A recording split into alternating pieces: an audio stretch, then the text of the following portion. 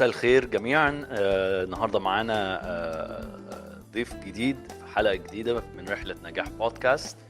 الضيف ده صديق عزيز عليا، ومن الناس الموهوبة جدا في صناعة السينما، وهو هيحكي لنا على رحلته وعلى قصته وعلى صناعة الدراما في مصر الأيام دي، والمستقبل هو شايف الدراما بتاعت مصر تروح فين يعني.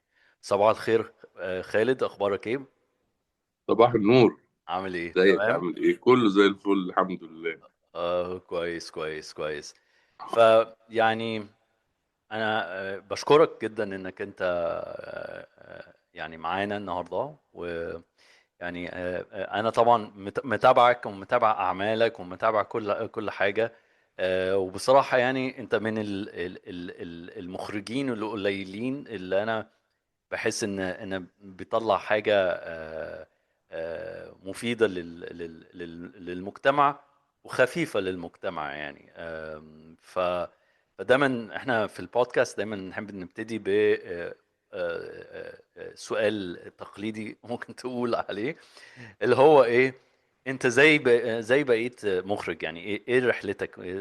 ابتديت من فين وبقيت زي وانا رحلتي طويلة شوية. مش مشكلة، انا معاك. يعني انا ما كنتش اعرف اني عايز ابقى مخرج ولا حاجة. اوكي. يعني مش انا اللي اختار، يعني هي حصلت قدريات كده. اوكي. يعني انا اصلا كنت عايز ابقى مؤلف واكتب سيناريوهات، امم. وقدمت في معهد سينما وامتحنت واتقبلت وبعدين ما رحتش، قعدت مع ابويا اوكي.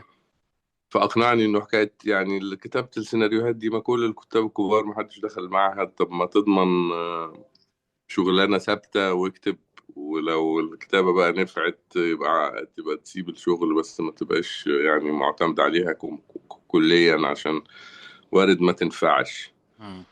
فتلاقي نفسك يعني ما عندكش حاجة. اوكي. يعني كلام كان مقنع، امم. فاقتنعت يعني ودخلت تجارة إنجليزي جامعة امم. القاهرة، امم. وخلصت وما كتبتش طبعا ولا حاجة. انا راجل كسلان جدا يعني. اوكي. ف... فخلصت واشتغلت وسافرت وجيت ومحاسب وكل حاجة عادي، بس ما يعني بعد سنين، 3 سنين كده، امم. لقيت اني مش قادر اكمل. يعني امم. مش في الحتة اللي انا بعرف اعملها احسن حاجة. اوكي. فقلت هكتب بقى وبتاع زي ما اتفقنا زمان ومش عارف ايه، ورحت قاعد كاتب فيلم كده. اياميها طبعا ما كانش عندي اي خبرة بالموضوع، يعني انا بتفرج على افلام اجنبي وبكتب وبكتب. اوكي. فكتبت فيلم بقى ايه عالمي كده يعني. زي ما انا عايز اللي يجي في بالي بعمله. اوكي. وحاولت بقى ايه ادور على مخرج يعمله بتاع، وبعدين بالصدفة امم. لقيت انه في واحد صاحبي يعرف حد تبع استاذ داوود عبد السيد. امم. فالفيلم المهم البنت اخدت الفيلم وديته له وقراه. فعلا كنت كاتب رقمي كده امم. على الغلاف يعني. اوكي. واللي اتفوجئت انه قراه وبيكلمني اوكي. وبيقول لي برافو والله العظيم ما تبطلش انت.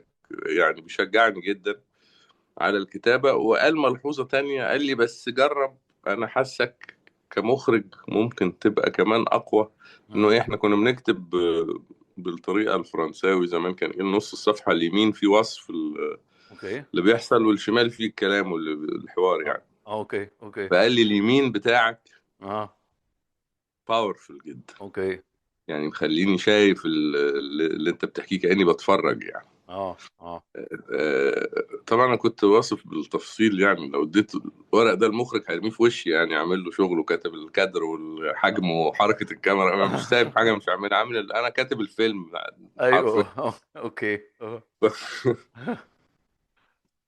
قلت له طب يعني كويس، يعني هتعمل الفيلم وبتاع؟ قال لي لا طبعا الفيلم ده مش هيتعمل اصلا في مصر ولا حد هيرضى يعمله.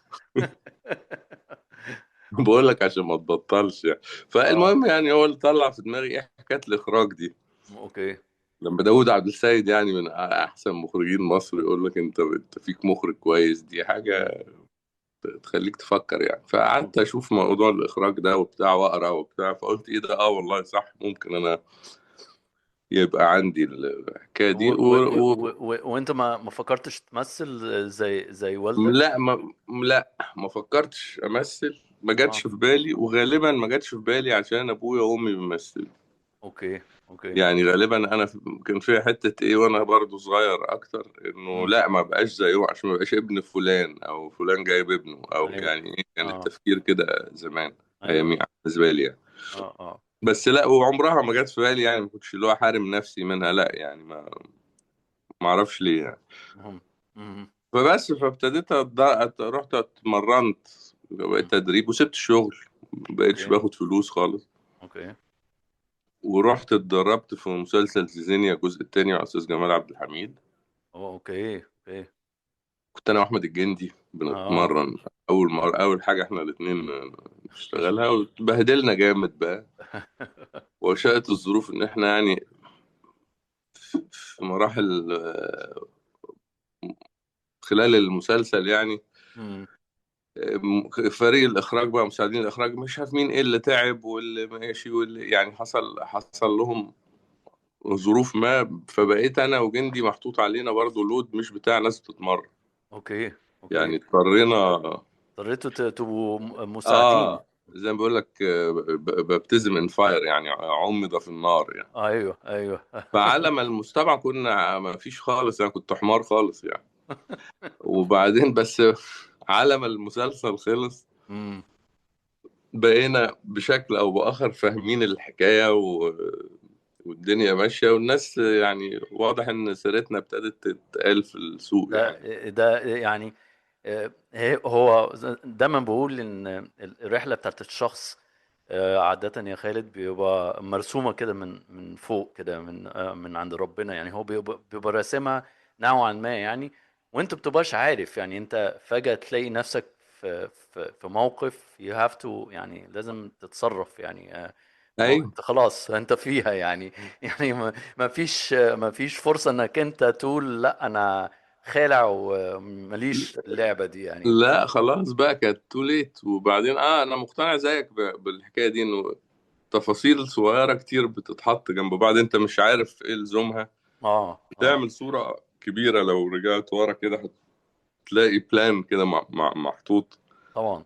عشان كده دايما بقول للناس ايه، يعني حاول ما تبقاش ان كنترول بزياده يعني، سيب نفسك شويه، لانه في حاجات بتحصل امم. انت مش عارف دي هتودي لفين بعد كده يعني. صح. صح. صح. صح. فانت لقيت نفسك انت وجندي في دور المساعدين المخرجين في زيزينيا. ايوه. اه. اه. طب وده فبس انت من ساعتها عرفت بقى اتعلمت حاجات منها صح؟ اتعلمت كل حاجه.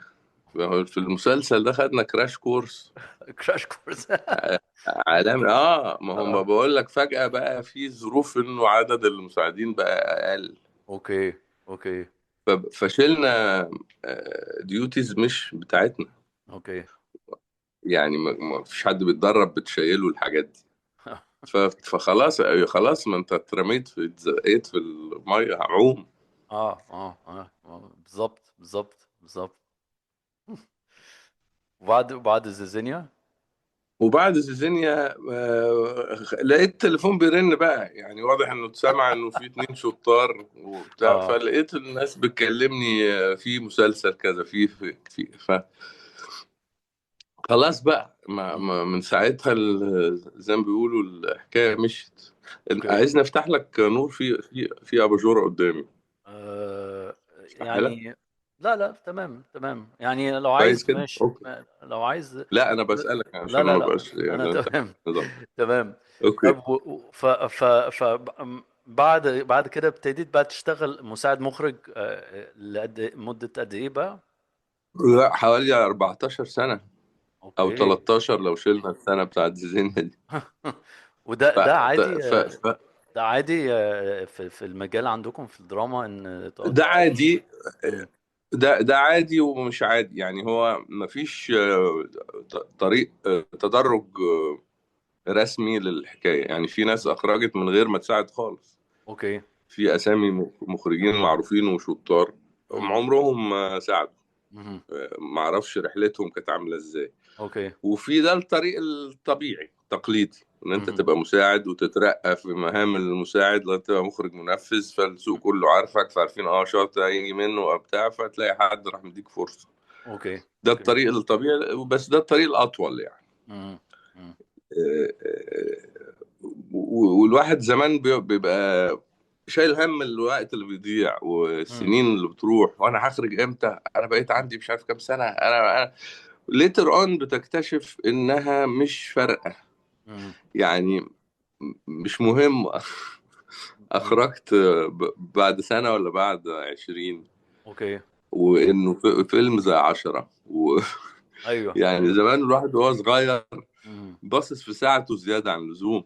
صح. صح. في الاخر انت يوم ما هتوصل، ما فيش اصلا، انت مش لعيب كوره يعني، مش هتوصل امم.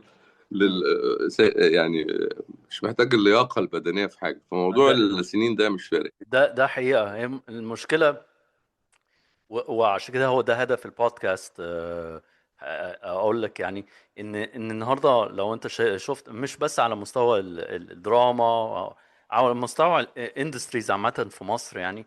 الشباب الصغيره عايزين يوصلوا للتوب ليفل اوف الاندستري بتاعتهم باسرع طريقه، باقصر بسرعه طريقه ليه؟ ممكن. هيفوتك ايه يعني؟ ما هو هيفوتك ايه السنه دي مش هيحصل السنه الجايه.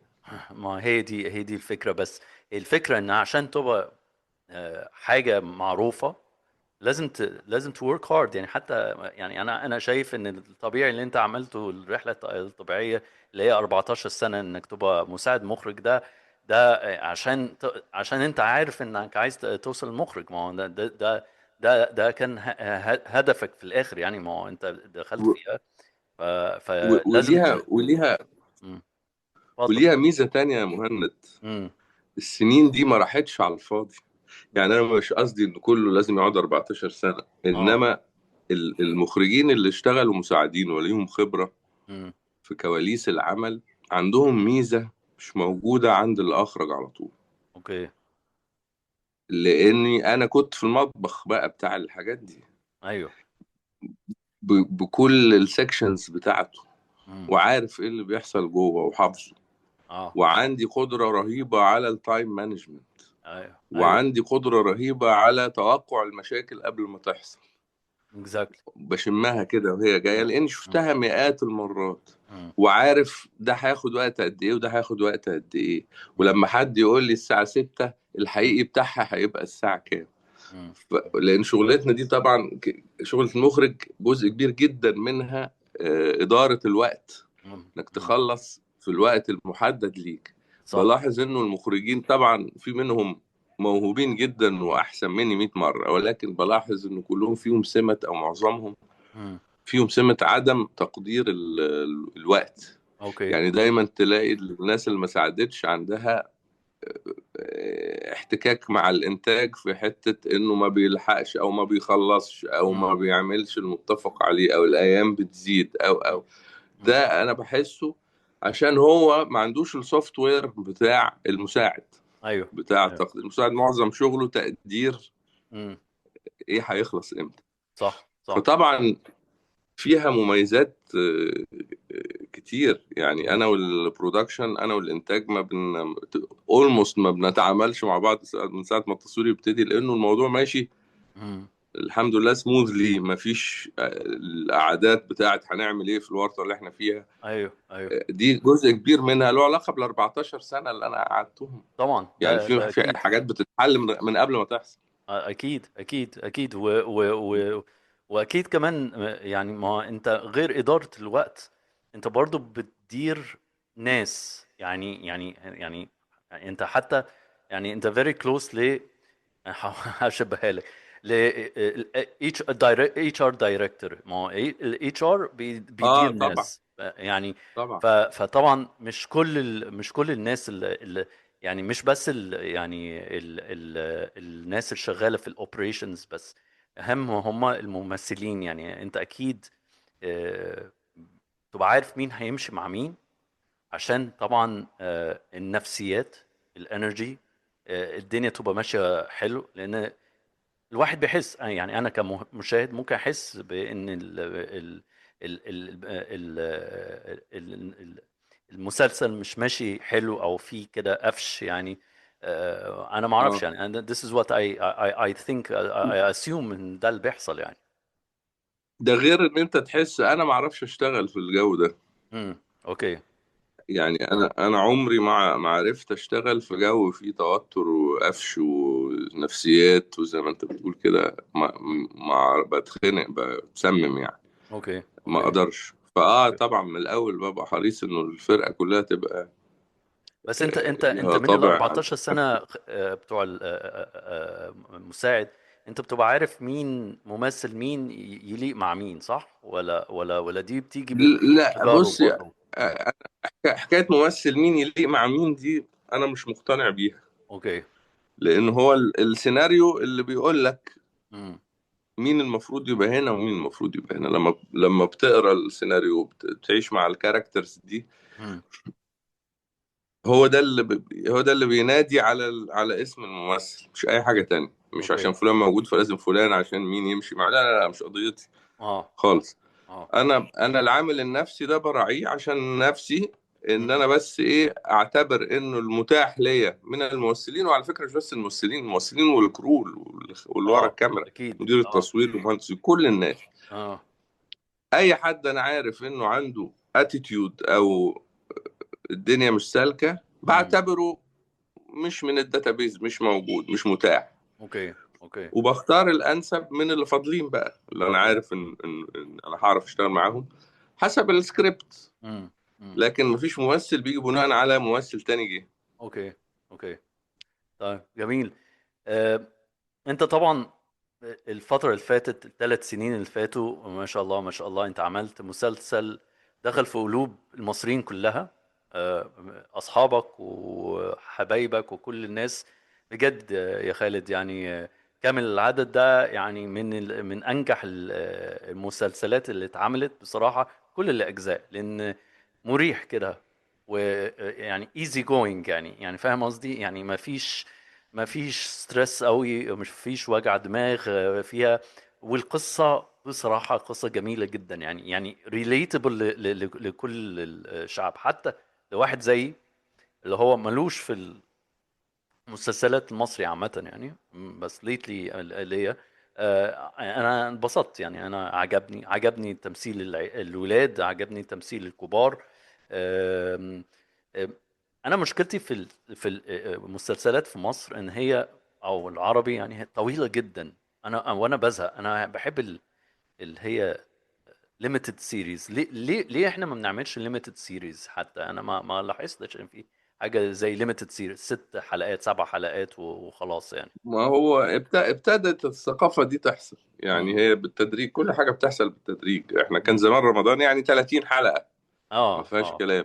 اه. وبعدين ولو انه مش زمان قوي، لأنه زمان اصلا كان الاصل في الامور ان هم 13 حلقه او 12 حلقه اوكي. وبتاع، بس يعني at some point بقى لازم 30 حلقه. دلوقتي رجعت تشوف اهو ال15 امم. بقت هي اللي عددها اكبر من ال 30. امم. عندي حاجه بقراها هتبقى 10 نازلين اهو امم. جايين اهو. اه. اه.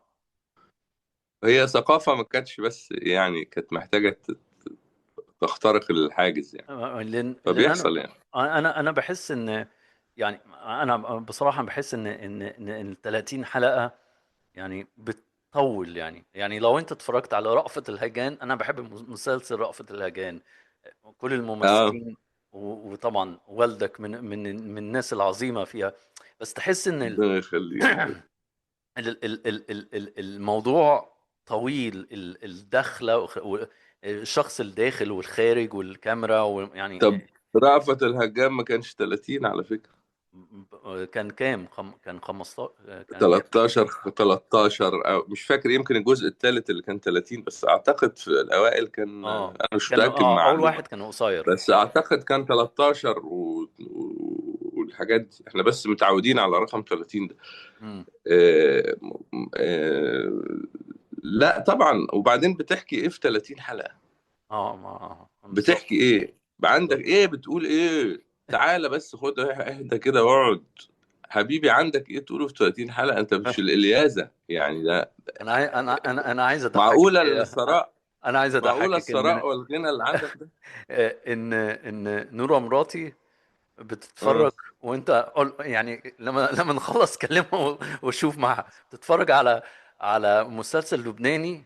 بصراحة هو قصة اه. حلوة، بس انا امبارح قلت لها الحلقة ال 45، يا نهار اه يعني. في بقى، لا وفي 100 وفي 200 وفي لا 300، وبعدين ده الموضوع ماشي، ده بيمط. فورمات تاني. بقى ده المش... فورمات تاني، لا دي المشكلة قصة تانية دي. المشكلة ان بعد شوية يا خالد انك انت بتلوز يعني البلوت، يعني ما بتحسش ان انت عارف اللي هو المسلسل اللي بيزقك تخليك فعلا تخلص ابيسود وتدخل في التاني عشان عايز تشوف ايه إيه اللي هيحصل. اه ايوه، انا بس في. بس دي نوع، ده نوع غير اللي بنتكلم عليه يا مهند. اوكي. يعني ده انت بتدور على بلوت، قصه بدايه وسط ونهايه، وده اللي احنا بنتكلم فيه، وكامل العدد وال15 حلقه وبتاع. امم لا في مسلسلات بقى ده نوعيه تانية اللي هي بتبقى مئات الحلقات. امم هو بيعيشك مع ان هي كاركتر بيزد، يعني هو بيعيشك مع العيله دي او مع الناس دي، اوكي. مشاكل تشيلهم ومشاكل تحطهم وحاجات تتحل وتبدأ حاجات جديدة وناس جديدة تظهر في حياتهم وناس تخرج من حياتهم. انت كأنه رياليتي يعني انت عايش معاهم ايا كان اه. هيجرى لهم ايه. اوكي. مش انها مشكلة واحدة او بلوت واحد وتعقد وبعدين اتحل، ما امم هو كده خلص. امم هو مشيك معاهم. الدنيا بقى، الدنيا تمرمط فيهم ويمرمطوا فيها وانت بتتفرج. ايوه ايوه ايوه. وده نوع في ناس تحبه وناجح جدا، في ناس كتير بتحبه يعني، انما انا وانت مش هنستحمل طبعا نوع، يعني انا ببقى عايز انا انا البلوت بصراحة، اللي انا حتى دلوقتي بحاول اجيب ليميتد سيريز اللي هو 5 6 حلقات. لان سريع، يعني الدنيا سريعة عن الصوت راح عندي.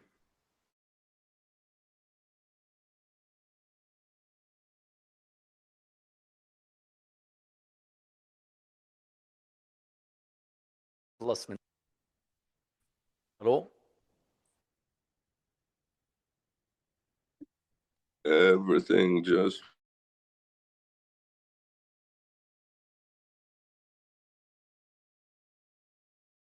حاطط لي ولا أعمل اه إيه؟ كده سامعني؟ ايوه انا فروزن من زمان قوي.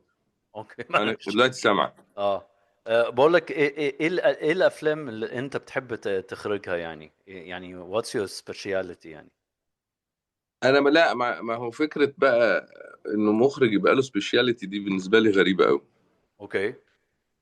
المخرج زي الممثل، المخرج عنده سكيل، امم يقدر المفروض انه يقدر يعمل اي حاجه. اوكي. انا عندي سكيل ترجمة السكريبت الى صورة تخليك تتفاعل معاها امم ايا كان اللي مكتوب جوه السكريبت. اوكي. يعني انا بستغرب من تصنيف، ده مخرج اكشن، ده مخرج كوميدي، ده امم يعني ده مبيض، ده مبيض محارة، ده لا يا فندم. ال-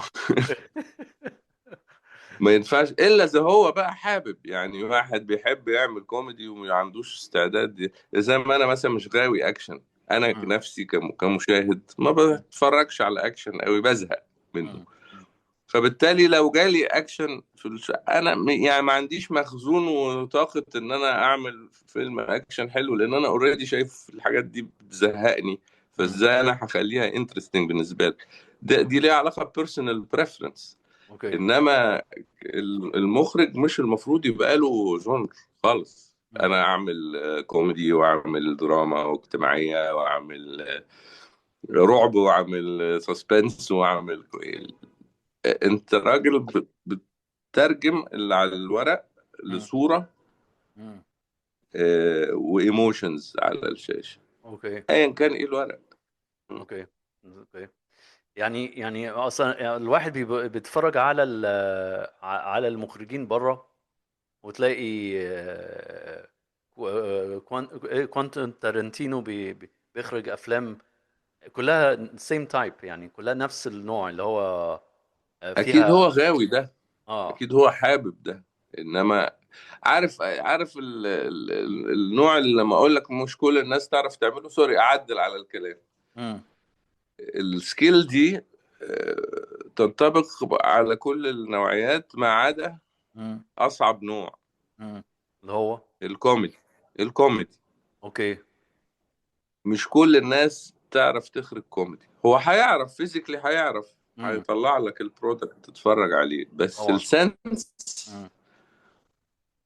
دي قصة تانية بقى. سنس ايه الحاجة، ايه اللي هتضحكك من غير ما تحس اني بحاول اضحكك. اوكي. مش ان واحد واقف اراجوز بيقول افيه، اها. أها. لا، ان انا اعمل كات معين او تيمبو معين في موقف معين، فانت غصب عنك تروح عامل كده. اه. اه. دي سكيل سيت تانية غير اوكي. اللي عند كل المخرجين. اوكي. اوكي. واضح. انما غير كده ما اقدرش اقول انا بخرج كوميدي بس، او انا هم طبعا زنقوني في حتة الكوميدي دي امم. سنين طويلة. امم. وانا زي ما قلنا في اول الحلقة انا راجل كسلان، اوكي. فما قعدتش اكتب واعمل واروح واسعى قوي يعني. فاللي كان بيجي لي يعني كنت بختار من اللي كان بيجي لي. امم. فاللي كان بيجي لي كان كله كوميدي. دلوقتي تلاقيني ايه شويه بتسحب بره اوضه الكوميدي دي من غير ما حد ياخد باله. امم. يعني عمال ايه اعمل حاجات هي مصنفه كوميدي، بس اه. لو بصيت لكمل العدد ده كويس اه. اه. هو مش كوميدي في المقام الاول. لا. فانا خارج من غير ما ياخدوا بالهم كده بتسحب يعني. ايوه، ايوه، ايوه، هو مش، لا، هو كامل العدد مش كوميدي، هو في مواقف تضحك. اه بس هي مواقف ريليتابل للعيلة، يعني كلنا مرينا بالظبط. فيها كلنا. فيعني اه ده فهو اجتماعي لايت يعني، بالظبط، دراما بالظبط، اجتماعية لايت. هم بالظبط. مصنفينه كومي، معرفش ليه هو يعني مدرج تحت الأعمال الكوميدية، بس أنا تمام. هيصحوا مرة من النوم مش هيلاقوني في أوضة الكوميدي. إيه ده، هو خرج إمتى؟ لا، ما أنا خارج يعني. بالطريقة دي. لا، ما غريبة جدا يعني ان هم مصنفين كوميدي. طيب، وانت شايف يعني شايف المستقبل بتاع صناعة الدراما في مصر شكلها ايه من ده وجهة نظرك؟ أنا ما بقراش المستقبل، مم. بس أنا متفائل إنه أنا شايف الأعمال بتتطور، الأداء التمثيلي بيتطور مم. بيتحسن، بيحصل له ايفوليوشن، تطور للأفضل.